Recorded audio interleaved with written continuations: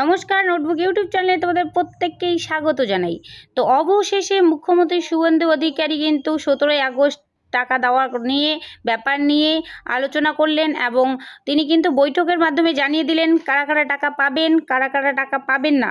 এবং অনেক নিয়ম কিন্তু সহজ করা হয়েছে, অনেক উপভোক্তাই কিন্তু এই 17ই আগস্ট অ্যাকাউন্টে টাকা পাবেন এবং কিছু সংখ্যক উপভোক্তা কিন্তু এই 17 তারিখের পরেও বাদ পড়ে যাবেন।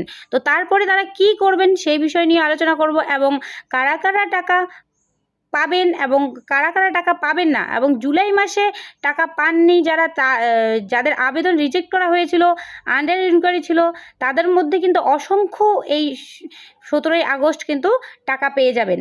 তো কি নিয়ম ঘোষণা করলেন, কোন কোন নিয়ম সহজ করা হলো এবং গ্রামের লোকের জন্য কি কি নিয়ম প্রযোজ্য হলো এবং শহরের লোকেদের জন্য কি কি নিয়ম প্রযোজ্য হলো বা নিয়ম ক্রাইটেরিয়া কি কি চালু হলো সেই বিষয় নিয়ে এবং 17ই আগস্টে আপনারা টাকা না পেলে পরবর্তীতে আপনারা কি করণীয়, আপনাদের কি করণীয় থাকবে সেই বিষয় নিয়ে আলোচনা করব আজকের এই ভিডিওর মাধ্যমে। তো ভিডিওটা অত্যন্ত গুরুত্বপূর্ণ হতে চলেছে সবার জন্য, তাই ভিডিওটা স্কিপ না করে পুরোটা দেখার অনুরোধ রাখছি এবং ভিডিওটা ভালো লাগলে অবশ্যই একটা লাইক করবেন এবং চ্যানেলে নতুন সদস্যরা চ্যানেলটাকে সাবস্ক্রাইব করে সাথে থাকবেন। তো চলুন তবে কি কি নিয়ম সরকার নতুনভাবে রেখেছে তো সেই বিষয় নিয়ে একটু আলোচনা করব। তো এই অন্নপূর্ণা যোজনার টাকা পাওয়ার জন্য কিন্তু আপনাদের অবশ্যই আবেদনকারীর 25 থেকে 60 বছর বয়সের মধ্যে থাকতে হবে, সেটা কিন্তু আমরা প্রত্যেককেই জানি। তো এরপর যেটা বলা হয়েছে, দেখো এখানে কি কি নিয়ম সরকারের তরফ থেকে জানানো হয়েছে। তো প্রথমে বলা হয়েছে আবেদনকারী 10,000 টাকার নিচে কিন্তু ইনকাম থাকতে হবে। 10,000 টাকার নিচে যদি তার ইনকাম থাকে তাহলেই কিন্তু তিনি অন্নপূর্ণা যোজনার আওতায় আসবেন। অর্থাৎ তার মাসে ইনকাম সেটা কিন্তু 10,000 টাকার নিচে থাকতে হবে। সেটা সরকারি চাকরিও হতে পারে, এমনকি তার বেসিক যে ইনকাম থাকবে সেই ইনকাম যদি 10,000 টাকার উপরে থাকে তাহলেও কিন্তু তিনি আর এই অন্নপূর্ণা যোজনার আওতায় থাকছেন না। এরপর দেখো বলা হয়েছে পরিবারের ইনকাম 12 লক্ষের নিচে থাকতে হবে। যদি 12 লক্ষের নিচে থাকে তাহলে কিন্তু আপনি ইনকাম ট্যাক্স আপনার দিতে হচ্ছে না, সেক্ষেত্রে কিন্তু আপনি অন্নপূর্ণা যোজনার আওতায় থাকছেন। 12 লক্ষ টাকার উপরে হলে বা 12 লক্ষ টাকা হলে কিন্তু আপনার পরিবারকে ইনকাম ট্যাক্স দিতে হচ্ছে, সেক্ষেত্রে কিন্তু আপনি আর অন্নপূর্ণা যোজনার টাকা পাচ্ছেন না বা এই আওতা থেকে কিন্তু আপনাকে বাদ করে দেওয়া হবে। এরপর বলা হয়েছে 50 ডেসিমেল জমির মালিকানা থাকলে বাদ পড়বে না। অর্থাৎ 50 ডেসিমেল পৌরসভার এলাকায় যারা বসবাস করে তাদের ক্ষেত্রে পৌরসভার এলাকায় যদি 50 ডেসিমেল জমি থাকে তাহলে কিন্তু তিনি এখন টাকা পেয়ে যাচ্ছেন, অর্থাৎ অন্নপূর্ণা যোজনার টাকা কিন্তু আপনাকে দেওয়া হবে। আগে যেরকম বলা হয়েছিল, আগে যেরকম সরকার বলেছিল যে 50 ডেসিমেলের জমি বা 50 ডেসিমেলের বেশি জমি থাকলে কিন্তু আপনারা অন্নপূর্ণা যোজনার আওতার বাইরে চলে যাবেন, অন্নপূর্ণা যোজনার টাকা পাবেন না। সেক্ষেত্রে নতুনভাবে কিন্তু তিনি জানিয়েছেন যে 50 ডেসিমেল জমি যদি থাকে পৌরসভা এলাকায় যারা বসবাস করে সেক্ষেত্রে তাদেরকেও কিন্তু এখন টাকা দেওয়া হচ্ছে, তারাও কিন্তু 17 তারিখের পর থেকে টাকা পেয়ে যাবেন। এরপর বলা হয়েছে 3টি পাকা রুম বা ঘর থাকলে টাকা দেওয়া হবে।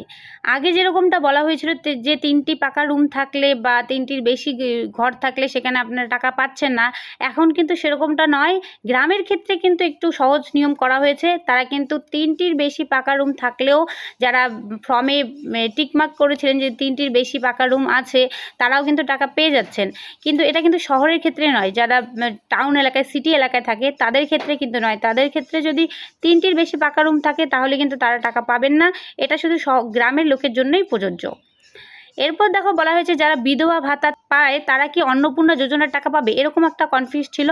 তো এখন সরকার এটা বলে দিয়েছেন, জানিয়ে দিয়েছেন পরিষ্কারভাবে বিধবা ভাতা এবং অন্নপূর্ণা ভাতার মধ্যে অন্নপূর্ণার টাকাই কিন্তু বেশি। অন্নপূর্ণার টাকা কিন্তু 3,000, বিধবা ভাতা সেটা কিন্তু 1,500। তো সেক্ষেত্রে সরকার বিবেচনা করে দেখেছে তাদেরকে 3,000 টাকাই দেবে, তাদের বিধবা ভাতা আর দেওয়া হবে না। সুতরাং বিধবা ভাতা অন্নপূর্ণার মধ্যে কিন্তু আপনাদের একটাই দেওয়া হবে, সেটা কিন্তু অন্নপূর্ণা যোজনার 3,000 টাকা। তবে এটা কিন্তু তাদের জন্যই যারা 25 থেকে 60 বছরের মধ্যে যেই বিধবারা রয়েছে সেই বিধবাদের জন্য। যারা 60 বছর পার হয়ে গেছে তাদের জন্য কিন্তু এটা নয়, তারা কিন্তু 1,500 টাকাই পাবে, তারা অন্নপূর্ণা যোজনার আওতায় কিন্তু থাকবে না। তো এরপর দেখো বলা হয়েছে স্থায়ী সরকারিতে যারা যুক্ত তাদের নাম বাদ পড়বে। যারা স্থায়ীভাবে সরকারিতে চাকরি করে তারা কিন্তু, যেসব মহিলারা সরকারি চাকরি করে সেক্ষেত্রে তাদের নামও কিন্তু এই অন্নপূর্ণা যোজনার থেকে বাদ পড়বে, সেটা আপনারা প্রত্যেককেই জানেন, আগেও বলা হয়েছে।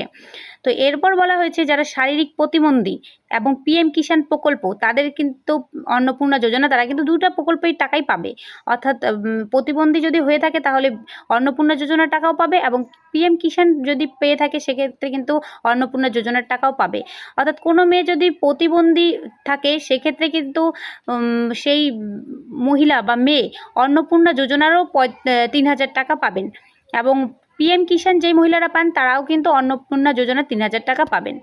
দেখো, এরপর বলা হয়েছে 17 তারিখ যে 17ই আগস্ট যে টাকাটা পাবে সেখানে যোগ্য প্রার্থীদের নাম থাকবে এবং অযোগ্যদের কিন্তু সেখান থেকে বাদ করে দেওয়া হবে।